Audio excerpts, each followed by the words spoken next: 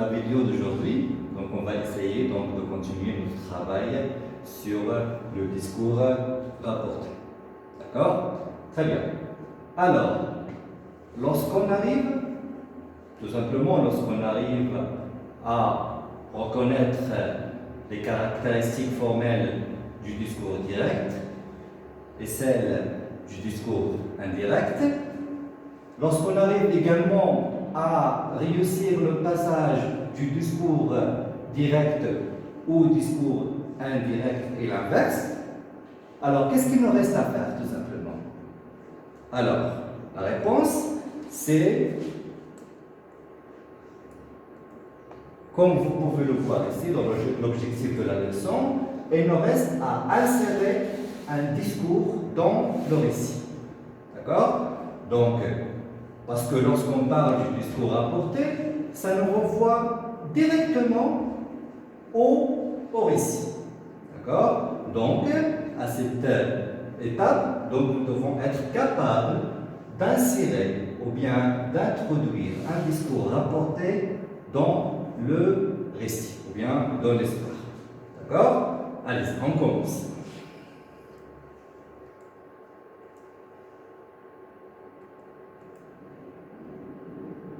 Alors, tout d'abord, on va commencer par le discours direct.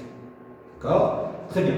Alors, pour insérer un discours direct dans le récit, il faut faire attention à certains signes de ponctuation.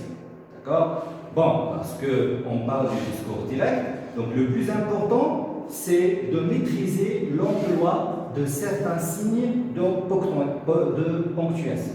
Alors, quels sont ces signes de ponctuation? Donc, tout simplement, ces signes de ponctuation sont, tout d'abord, nous avons les deux points. Donc, à quoi servent les deux points? Donc, elles servent à introduire le discours. D'accord? Donc, dans le discours direct, juste après le verbe introducteur ou bien le verbe de parole, comme vous voulez, donc, on met les deux points pour introduire ce dialogue. D'accord? Ou bien ce discours. Ensuite, nous avons les guillemets. D'accord? Juste après les deux points, nous avons les guillemets. Donc, le rôle de ces guillemets est ouvrir le discours ou bien la parole et le faire.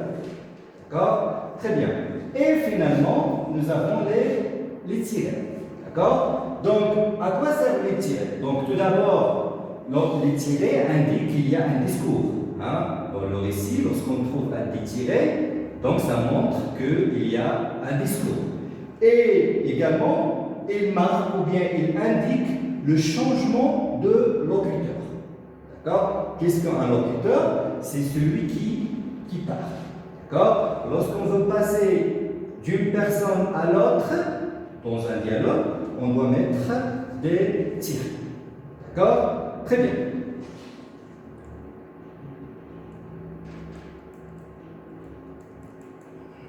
Voilà, donc toujours avec le discours direct. Alors, lorsqu'on veut introduire un discours direct, donc il faut faire attention à deux cas.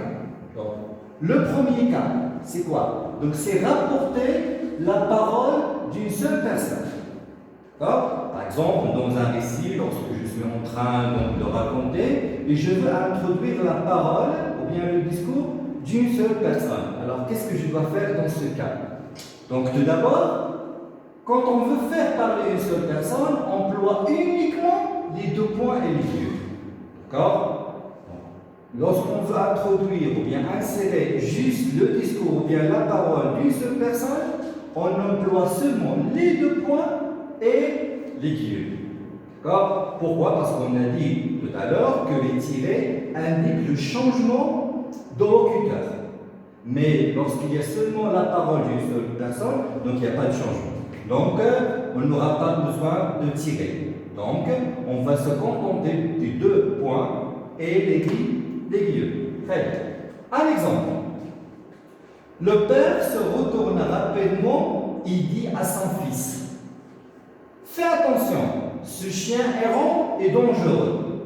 D'accord? Donc voilà, regardez ici. Donc juste notez bien, donc c'est une remarque. Ce qui est écrit en bleu, notez ici, indique le récit, c'est-à-dire la narration. Ce qui est écrit en vert, donc ce qui est entre guillemets, indique le discours. D'accord? Très bien. Donc regardez ici.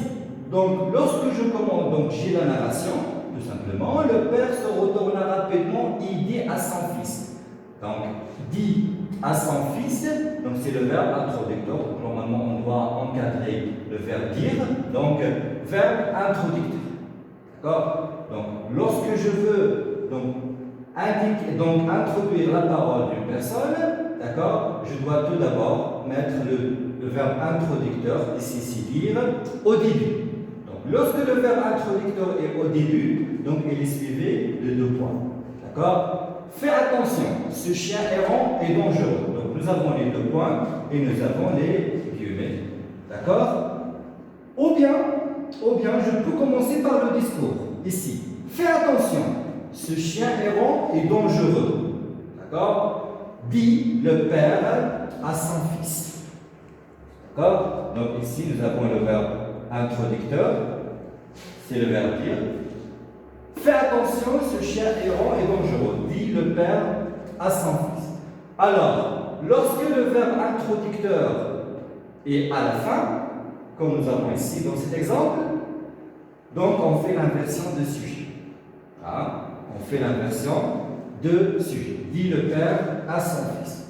Et nous avons un troisième cas. Fais attention, dit le père à son fils. Ce chien errant est dangereux. Alors, comme vous pouvez le remarquer ici, le verbe introducteur, il est au milieu. Hein? Il est au milieu. Donc, lorsqu'il est au milieu, on fait l'inversion de sujet également. D'accord? Donc, regardez avec moi cette remarque. Quand le verbe introducteur est placé à la fin, comme ici, ou au milieu, comme ici, on fait l'inversion de sujet. D'accord? Donc, on récapitule. Donc, lorsque le verbe introducteur est au début, il n'y a pas d'inversion de sujet. D'accord? Donc, le verbe dit, le verbe introducteur, ou bien le verbe de parole, suivi de 2 points, puis le discours entre guillemets. Mais lorsque nous avons le verbe introducteur à la fin, ou bien au milieu, alors dans ces 2 cas, on fait l'inversion de sujet. D'accord? Très bien. Donc là, maintenant, on a vu seulement le premier cas, donc rapporter la parole d'une seule personne. Alors, lorsqu'on rapporte la parole d'une seule personne, donc on peut la rapporter, soit sous cette forme, ou bien cette forme, ou bien cette forme. D'accord? Très bien. Maintenant, on va voir le deuxième cas. D'accord? Alors, dans le deuxième cas, alors lorsque nous avons un dialogue, rapporter le discours de plusieurs personnes. Hein? Rapporter le discours de plusieurs personnes. Alors, lorsqu'on rapporte le discours de plusieurs personnes, alors là, on parle d'un dialogue. Hein? On parle d'un dialogue. Selon les règles courantes, donc, il y a des règles connues par tout le monde qu'on doit respecter. Très bien. Il faut aller à la ligne. D'accord? Il faut aller à la ligne à chaque prise de parole en faisant un alignant. D'accord? Donc ça, c'est la première chose. La deuxième chose, utiliser des tirets. Donc, on doit respecter l'alignant et on doit aussi utiliser des tirets, comme dans cet exemple. D'accord? Donc, regardez, ça c'est la marge. Donc, ça c'est la ligne rouge que vous trouvez dans le cahier. Donc, ça c'est la marge. Donc, la ligne c'est ici. C'est les 2 carreaux qu'on laisse avant de commencer notre histoire. D'accord? Donc voilà, en faisant, donc voilà, ça s'appelle une alignant. D'accord? En faisant une randonnée, le père remarqua le retard de son fils et lui demanda. Donc ça, c'est le récit toujours en bleu. D'accord? À la ligne. Donc ça, à la ligne, et on respecte la ligne. D'accord? Est-ce que tu es fatigué? Donc voilà. Voilà le tir. Donc on va mettre un autre tir. D'accord? Donc ici le changement de locuteur. Oui, papa, répondit-il. Peut-on faire une pause? D'accord? Donc, regardez ici. Donc, allez à la ligne et respectez la ligne. D'accord? Donc, ces deux règles, on doit donc les respecter lorsqu'on veut introduire un dialogue. Ça y est? Et voilà. Et lorsqu'on revient au récit, la même chose. On doit respecter la ligne. Après quelques minutes, ils reprirent leur marche et je continue mon récit. D'accord? Très bien.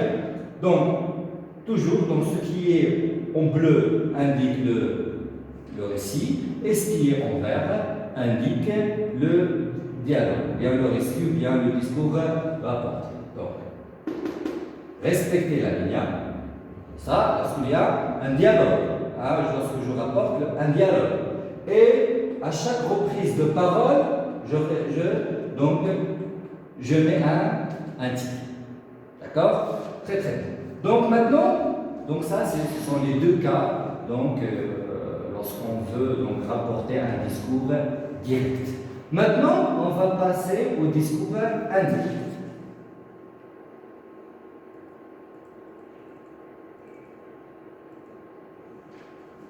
Donc, le discours indirect. Les paroles des personnages peuvent être rapportées indirectement, c'est-à-dire, rapportées d'un discours indirectement. Dans ce cas, le discours fait partie du récit. D'accord? Dans ce cas, donc cette remarque est très importante, dans ce cas, le discours fait partie du récit. D'accord? Il fait partie du récit, c'est-à-dire on n'arrive pas donc à repérer le discours indirect, ou bien le discours rapporté, parce qu'il fait partie du récit. Il n'interrompt pas la progression du récit, c'est-à-dire nous avons donc le récit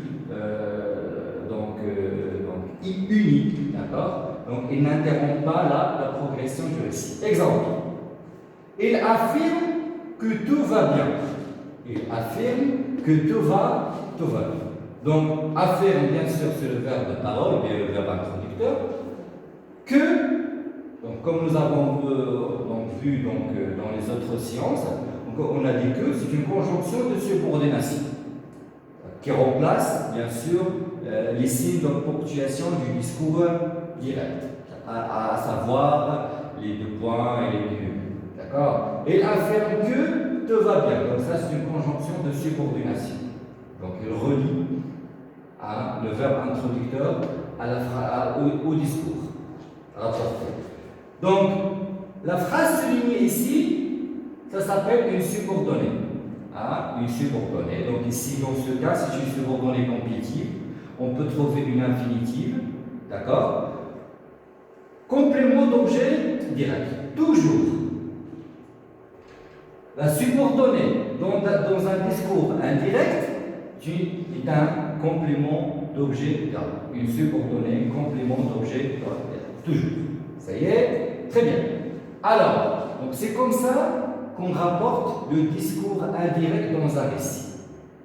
Donc, comme nous avons déjà dit, donc pas toujours, il n'y a pas toujours que. On peut trouver des prépositions comme a ou bien de. On peut trouver aussi si nous avons une question. Donc, à retenir. Donc, ce qu'il faut retenir dans ce cas. Le discours indirect est introduit par un verbe introducteur suivi d'une subordonnée complément d'objet direct. Toujours dans un discours indirect. Le verbe introducteur, affirmé dans ce cas, est suivi d'une subordonnée, comme on a dit, complément d'objet direct. La conjonction de subordination, ça veut dire que, remplace les signes de ponctuation du discours direct. Donc que remplace les marques, ou bien les signes de ponctuation du discours direct. Donc j'espère que vous allez bien maîtriser l'insertion du discours rapporté dans un récit. Donc c'est tout pour aujourd'hui. Donc je vous retrouve dans une autre vidéo, dans une autre séance. Inch'Allah. Au revoir.